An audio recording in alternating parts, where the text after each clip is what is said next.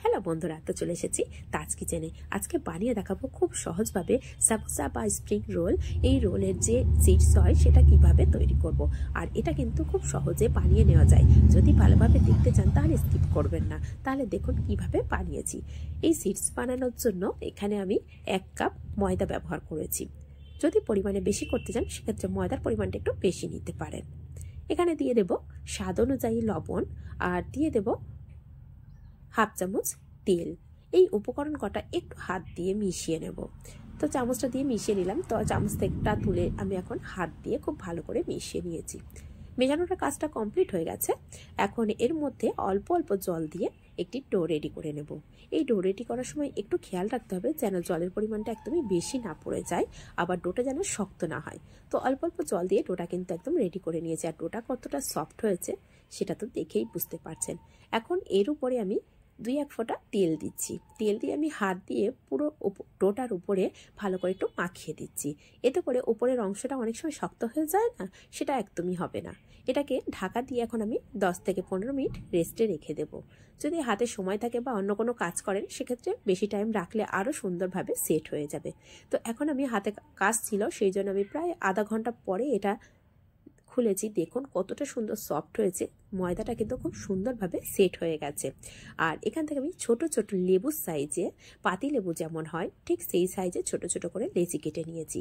তো লেচিটা আমি আবারও হাত দিয়ে একটু দেখিয়ে দেওয়ার চেষ্টা করছি আপনাদের কাছে যে কতটা সফট করে ময়দাটা আমি মেখেছি।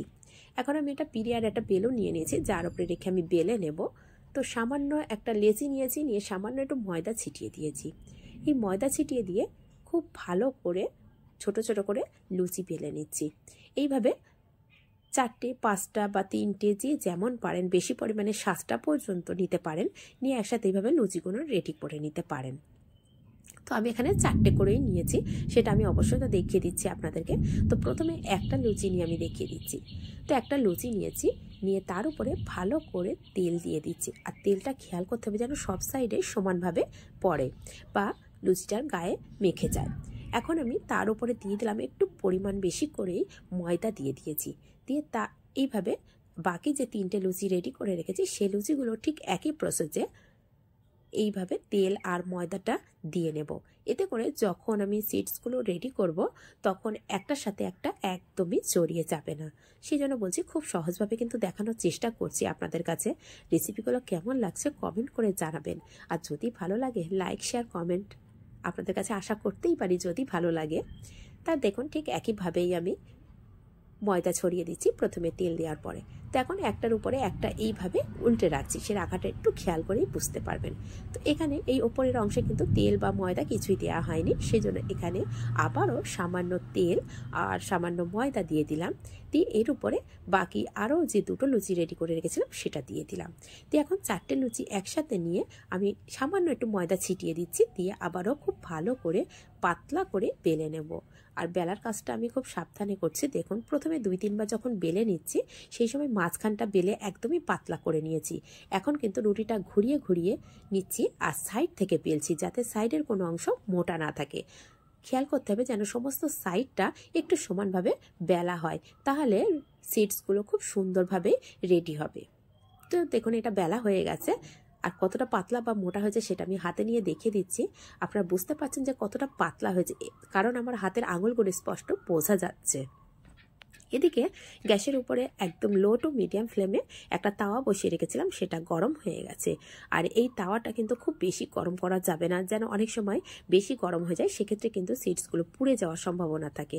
আর সিডসটা পাতলাও হবে কিন্তু কোনো কালার হবে না, তবেই কিন্তু এই সিডসগুলো দেখতে খুব সুন্দর লাগে। সেদিন দেখুন দেয়ার কয়েক সেকেন্ডের মধ্যে হালকা একটা শুকনো শুকনো ওপরের অংশটা হয়ে গেছে বা হালকা কালারটা চেঞ্জ হতে শুরু হয়েছে, সেই পর্যায়ে আমি উল্টে পাল্টে দিয়েছি। আর দেখুন তাওয়ায় দেওয়ার সাথে সাথে কিন্তু হালকা করে সাইড দিয়ে ছাড়তে শুরু করেছে। আর এটাই কোনো কালারও আসছে না, খুব ভালো করে খেয়াল করলেই বুঝতে পারবেন।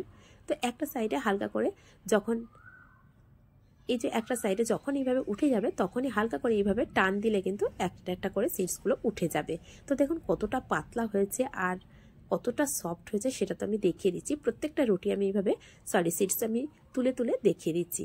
আর প্রচুর পরিমাণে গরম আছে তো হাত দিতে পারছি না, তারপরেও আপনাদের দেখানোর জন্য তো অবশ্যই এই কাজটা আমাকে করতেই হবে। তো দেখুন কতটা পাতলাভাবে আর কতটা সুন্দরভাবে রেডি হয়ে গেছে। এইটা দেখুন খুব সুন্দরভাবে দেখানোর চেষ্টা করছি, জানি না কতটা বুঝতে পারছেন। আমার হাতটা কিন্তু স্পষ্ট বুঝতে পারছেন, আর কতটা পাতলা হয়েছে সিডসগুলো সেটাও বুঝতে পারছেন। তো এটা দিয়ে কি বানাবো সেটা তো এক একদিন এক একটা রেসিপিতে অবশ্যই আনাবো।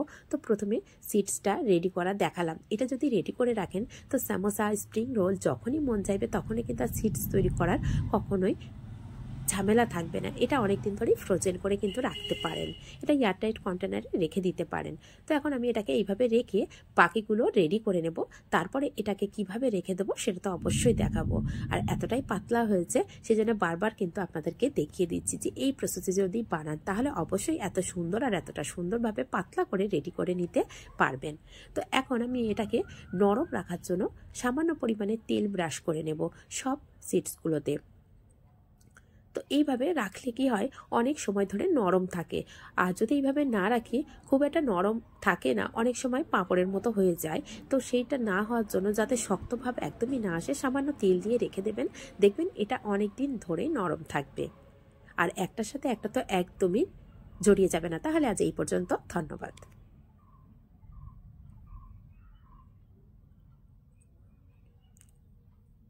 আর প্রত্যেকটা দেখুন কতটা সুন্দরভাবে রেডি হয়েছে।